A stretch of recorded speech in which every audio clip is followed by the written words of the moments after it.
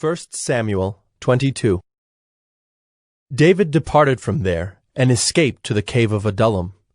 And when his brothers and all his father's house heard it, they went down there to him. And everyone who was in distress, and everyone who was in debt, and everyone who was bitter in soul, gathered to him, and he became captain over them. And there were with him about 400 men. And David went from there to Mizpeh of Moab. And he said to the king of Moab, "Please let my father and mother stay with you, till I know what God will do for me."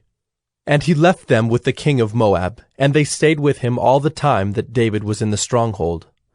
Then the prophet Gad said to David, "Do not remain in the stronghold. Depart, and go into the land of Judah." So David departed, and went into the forest of Hereth. Now Saul heard that David was discovered, and the men who were with him. Saul was sitting at Gibeah, under the tamarisk tree on the height, with his spear in his hand, and all his servants were standing about him. And Saul said to his servants who stood about him, "Hear now, people of Benjamin. Will the son of Jesse give every one of you fields and vineyards? Will he make you all commanders of thousands and commanders of hundreds, that all of you have conspired against me? No one discloses to me when my son makes a covenant with the son of Jesse. None of you is sorry for me, or discloses to me that my son has stirred up my servant against me to lie in wait as at this day."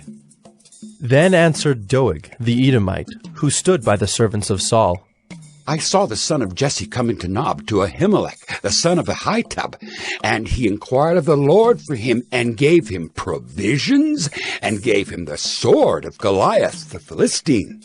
Then the king sent to summon Ahimelech the priest, the son of Ahitub, and all his father's house, the priests who were at Nob, and all of them came to the king.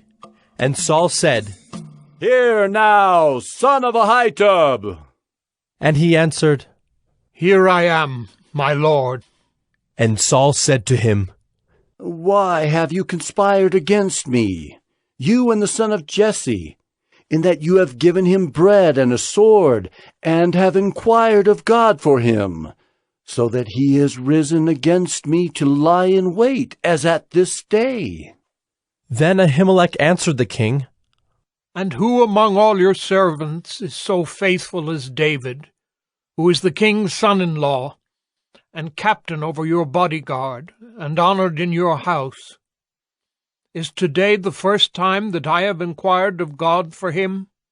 No, let not the king impute anything to his servant, or to all the house of my father, for your servant has known nothing of all this, much or little."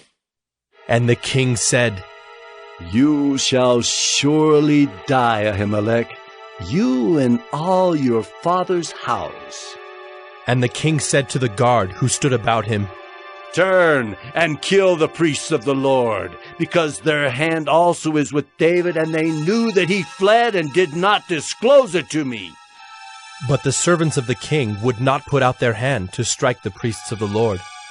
Then the king said to Doeg, "You, turn and strike the priests." And Doeg the Edomite turned and struck down the priests, and he killed on that day 85 persons who wore the linen ephod.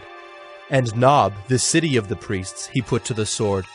Both man and woman, child and infant, ox, donkey, and sheep he put to the sword. But one of the sons of Ahimelech, the son of Ahitub, named Abiathar, escaped and fled after David. And Abiathar told David that Saul had killed the priests of the Lord. And David said to Abiathar, "I knew on that day, when Doeg the Edomite was there, that he would surely tell Saul, 'I have occasioned the death of all the persons of your father's house. Stay with me, do not be afraid, for he who seeks my life seeks your life.